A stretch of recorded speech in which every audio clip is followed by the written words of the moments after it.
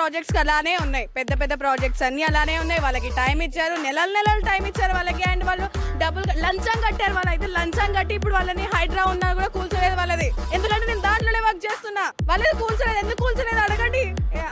అసలు ఏంటిది అసలు అర్థం పడతాం లేకుండా అన్ని చేసేసి వెళ్ళిపోయారు. ఒక గంట టైం ఇవ్వడానికి వాళ్ళకి ఏమొచ్చింది?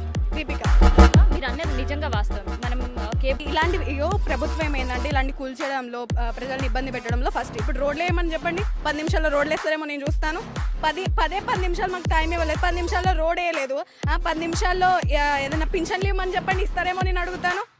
ఒక్కటి కూడా చేత కాదు, అలాంటివి ఏవి చేత కాదు వాళ్ళకి. ఇలాంటివి ఏమన్నా ప్రజల్ని ఏడిపిద్దామా, ఇప్పుడు ఏం చేద్దామా అని వాళ్ళు కనిగట్టుకొని కూర్చుంటారు. ఒక గంట అండి, ఎంతో కాదు, ఒక గంట సేపు అడిగాము.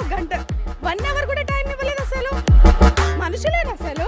అనవసరంగా గెలిపించి చచ్చా, నేనే ఓటేసి అడిగిపోయి